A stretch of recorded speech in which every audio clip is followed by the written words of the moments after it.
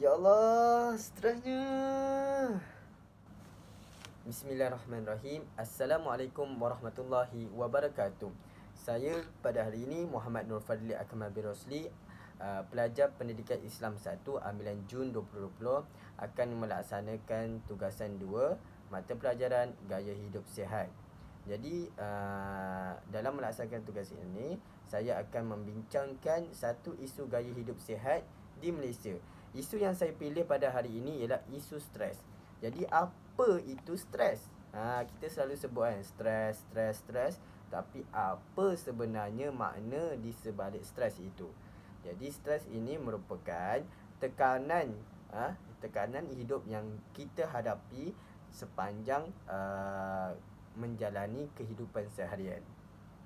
Ada orang dia mengalami masalah kewangan, masalah keluarga, masalah pelajaran, masalah cinta dan sebagainya.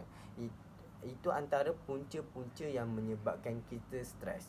Jadi stres ini menjadi satu isu yang besar di negara kita, lagi-lagi bila mana kita menghadapi pandemik COVID-19.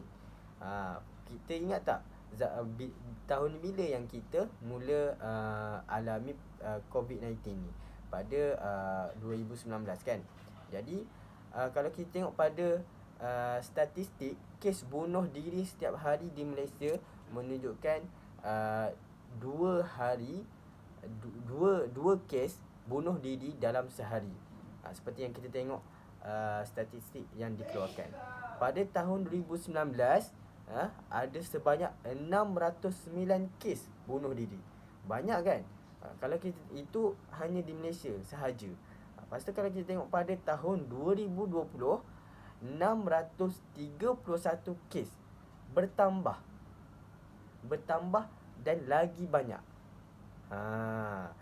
Tapi kalau kita tengok lagi pada tahun 2021, hanya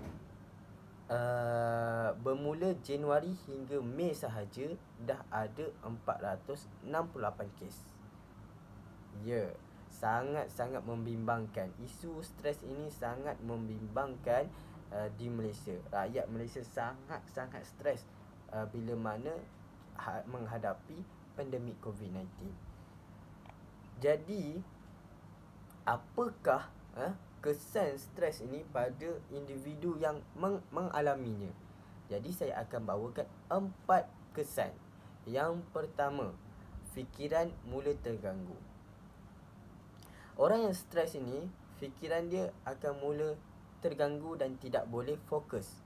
Contohnya, sebagai seorang pelajar kan, bila mana berada di dalam kuliah ataupun di dalam kelas, fokus dia dah mula lari.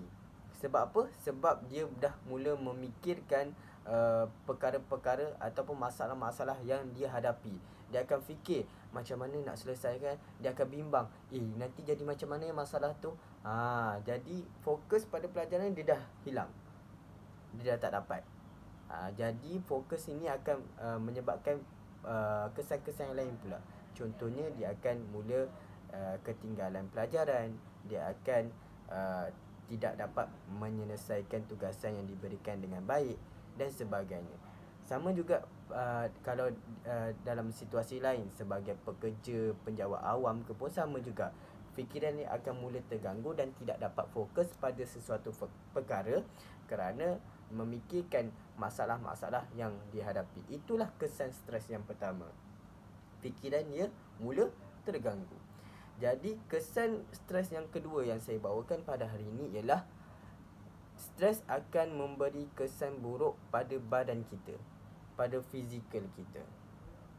Mungkin sekiranya kita tidak stres, kita dapat berpakaian kemas, rambut rapi, badan dalam keadaan yang wangi dan segak. Tapi bila stres ni, kita dapat melihat perubahan pada badan dia. Contohnya rambut mula kusut, bau badan mula berbau busuk. Lepas tu dia bukan pada personality saja, tapi dia akan memberi kesan pada badan, iaitu dari segi tenaga. Dia mula rasa lesu, tidak larat untuk buat kerja-kerja yang perlu diselesaikan. Ini kerana stres ini akan menyebabkan dia uh, tidak dapat tidur kerana memikirkan sesuatu perkara. Dia tidak dapat makan dengan selera. Macam orang cakap mandi tak basah, tidur tak lena kan. Itu stres lah tu. Itu ayat-ayat orang stres lah tu. Itulah yang dikatakan stres ini memberi kesan buruk pada badan. Bukan saja personality, tapi pada tenaga kita sendiri. Jadi kesan stres yang ketiga ialah stres ini menyebabkan emosi kita tidak stabil. Bila mana kita menghadapi satu masalah, kita akan mulalah cepat marah, tidak dapat berfikir dengan baik, apa yang akan terjadi sekiranya kita buat sekian-sekian, tidak dapat memberi keputusan dengan betul. Kita terlalu mengikut emosi. Jadi stres ni dia sangat berkait lah sebenarnya dengan emosi kita. Sebab tu kalau kita tengok emosi dia tak betul, stres lah tu, orang akan selalu cakap macam gitu. Tapi betul lah apa yang orang katakan itu, kan? Kalau kita tak stres, kita dapat kawal emosi kita, kan? Kita dapat, okey, contoh dapat menghadapi satu masalah. Anak membuat masalah, kita sebagai ayah perlu cool, perlu bijak, pilih cara macam mana kita nak nasihat anak kita itu, dan ia akan memberi kesan yang positif pada nasihat yang kita beri tu, memberi kesan positif kepada anak kita. Kita tak ada lah marah, kita ambil tali pinggang, kita pukul. Itu tanda-tanda stres lah tu. Jadi kesan stres yang saya nak bawakan yang keempat ini ialah yang terakhir. Stres ini memberi kesan kepada tingkah laku negatif.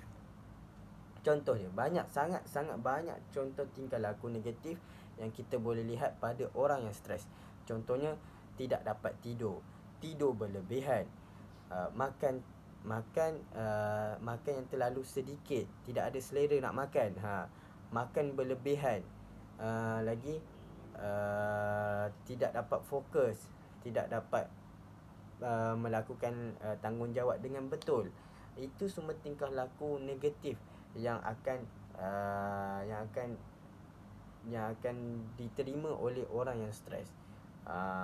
Jadi stres ini sangatlah memberi kesan yang tidak baik pada diri kita, seperti mana yang kita bincangkan sebentar tadi.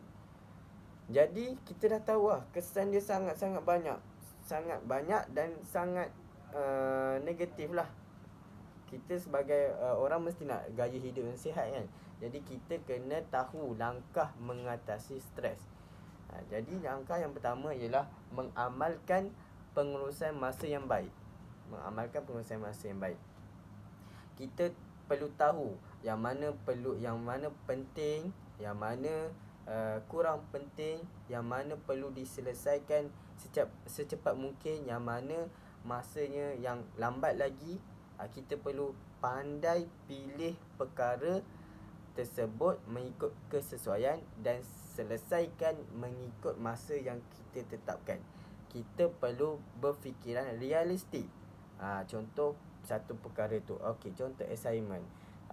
Contohlah assignment tu boleh siapkan dalam 5 hari. So kita pilih 5 hari, jangan kurang, jangan lebih. Jadi dengan adanya pengurusan masa yang baik itu, kita tidaklah berlaku penangguhan tugasan, kerja yang sambil lewa, banyak kesilapan, ataupun tidak dapat menyelesaikan dalam masa yang ditetapkan. Jadi dengan cara itu, maka kita dapat atasi stres. Sebab kita tak terimalah masalah daripada tugasan yang kita buat tu, kan. Itulah langkah yang pertama. Apa dia? Mengamalkan pengurusan masa yang baik. Yang kedua, kita perlu sentiasa bersikap positif. Bersikap positif ni mudah sahaja. Kita boleh saling tolong menolong, memberi senyuman, hormat menghormati, bertolak ansur. Dengan sikap-sikap positif ini, kita akan mengelakkan diri kita daripada sebarang masalah yang berkait dengan orang lain, kan. uh, Contohnya kita tak tak suka tolong orang. Orang minta tolong, tolong minta ni boleh. Dia tak nak lah. Jadi orang dah mula bersikap berpandangan bahawa kita ni sombong. Jadi bila dah sombong, mulalah orang akan memperkatakan tentang kita. Lepas tu bila kita dengar, kita rasa stres. Mana ada aku sombong, tak aku nak tahu. Jadi kita akan berfikir, ada orang cakap aku sombong. Jadi keyakinan diri kita pun dah hilang. Jadi ini akan menyebabkan diri kita stres. Jadi caranya ialah sentiasa bersikap positif. Smile always. Okey, yang ketiga ialah kekal aktif. Ini semua orang tahu, antara gaya hidup yang sihat ialah kekal aktif. Bersenam, kalau suka hiking, pergi hiking, ataupun melakukan hobi-hobi kita. Kekal aktif ataupun kita libatkan diri dalam aktiviti kesukarelawan. Dengan cara itu kita dapat mengekalkan kehidupan kita secara aktif. Dan langkah yang keempat ialah pemakanan yang seimbang. Jadi pemakanan ini juga memberi kesan kepada diri kita. Sekiranya kurang makan ataupun makan yang salah, pemakanan yang salah, dia akan memberi efek kepada fizikal badan kita. Kita mula rasa penat, mudah penat, ataupun rasa lapar untuk membuat satu perkara. Jadi pemakanan yang seimbang ini dia dapat membantu kita berfikir dengan baik, badan menjadi cegas, dan kehidupan kita menjadi harmoni lah, sebab kita ambil makanan yang sihat, kan. Itulah antara 4 langkah mengatasi stres. Jadi itu saja daripada saya. Jadi kesimpulannya, kita mestilah berganding bahu mengatasi masalah stres ini, terutamanya pada diri kita sendiri. Kalau bukan kita yang mengubahnya, siapa lagi? Jadi lakukanlah, amalkanlah gaya hidup sihat. Wabillahi taufiq wal hidayah. Assalamualaikum warahmatullahi wabarakatuh.